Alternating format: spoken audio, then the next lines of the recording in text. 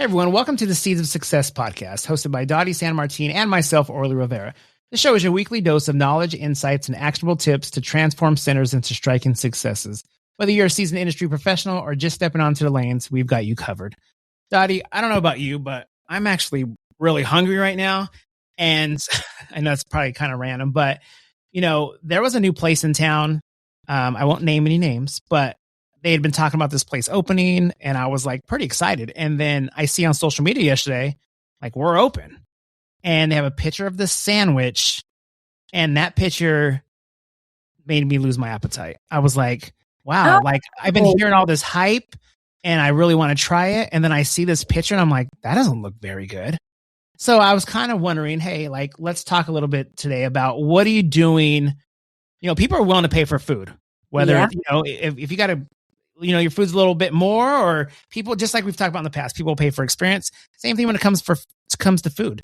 They'll pay for the food, but what are you doing to get them in? What are you showing them? How are you, what are you doing? Are you giving out samples? Maybe, are you posting good pictures? Because a bad picture, we've talked about that in the past, that doesn't do it. If it doesn't do it justice, I wouldn't even post it. So I kind of wanted to cover that today and see if you had some ideas on that, and just about, what are people doing to bring people in to try their food and eat? Because food and drinks are a big part of your business.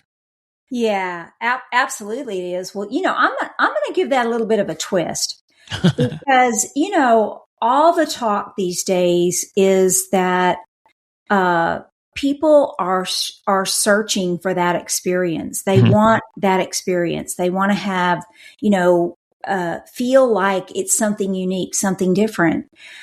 And in entertainment centers, part of that experience is your food. Yeah. So in my opinion, when it comes to food and beverage, that should be an experience as well, right? Oh, like you said, it needs to be, first of all, we know that the quality needs to be there, and, the selections and all that, it needs to be in place. But like you said, that experience also includes a lot of other things. When you're posting on social media, are you posting the right description of that food? Do your employees know how to talk to the customer about that food? And really and truly, your food and beverage need to be its own experience. Yeah, I agree.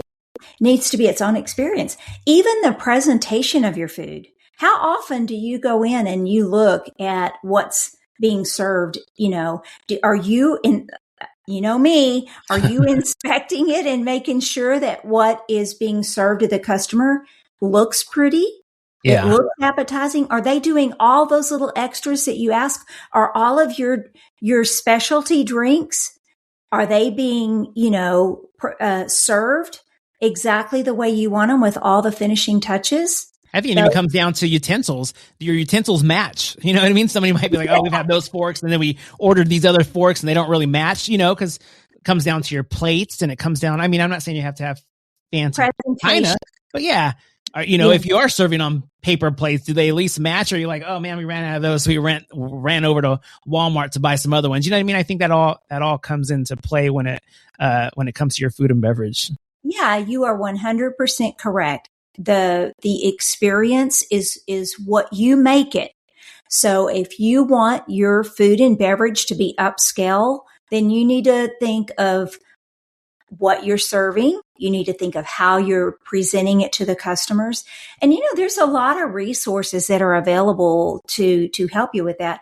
A lot of times, whatever's trending out there, be it on social media, or maybe there's a new restaurant in town and they've got something that they're advertising and, it's getting a lot of buzz.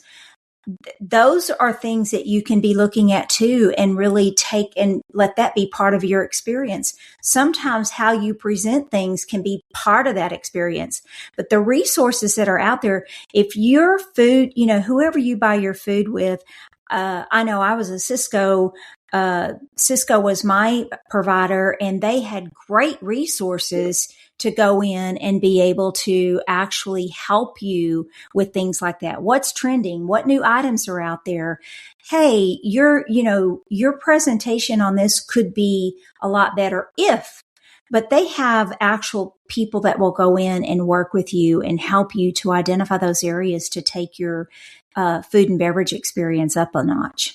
Yeah. And you know, a word that caught my attention, you said it was upscale.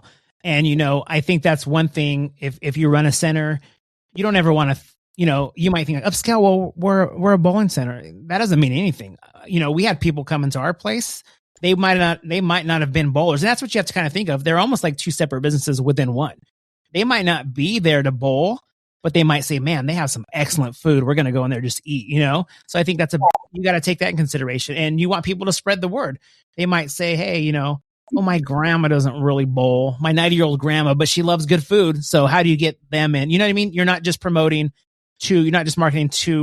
for the bowling side. You have to make sure you're marketing to your food side too, because, you know, maybe you can't win them over with bowling, but you might be able to win them over with your great food. So I think that's very important to, you know, kind of separate them in a way.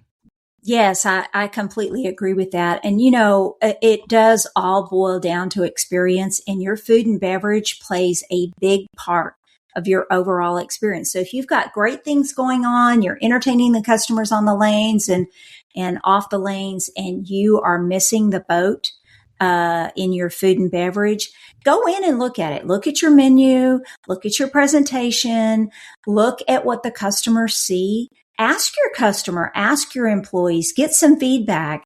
And if you are not delivering the same experience in your food and beverage that you are elsewhere in your center, you're leaving money on the table.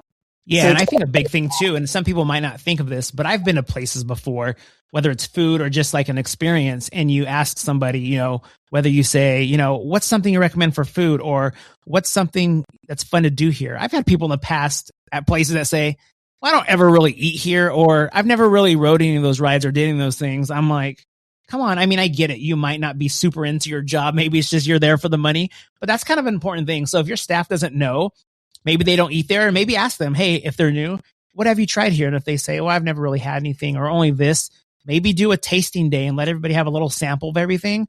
Because when you ask for a recommendation and someone says, everything's good. I mean, it's good that everything's good, but that doesn't really help me. It's going to make me feel like, well, that doesn't really help me choose something. But if you say, hey, what's something you recommend? They're like, oh, wow, the burger is super good because they're juicy and they're big. Or, you know, the Philly cheesesteak, man, they're so good. They cook the meat overnight, or, you know, just something that goes a long way than just saying, oh, the Philly cheesesteak's pretty good. But if you heard like, oh, so they use a bunch of cheese, the meat's cooked overnight, the buns are soft. Oh my gosh, you have to try it. What's that person going to say? Go ahead and give me one. I'll take one of those. So I think that's something big. You want to make sure your staff knows how to speak to people when it comes to food. They've actually tried the food. And I think that's something that's important. Yeah, let them be part of that story. I mean, everybody has their favorite, right? Everybody has something that they just love.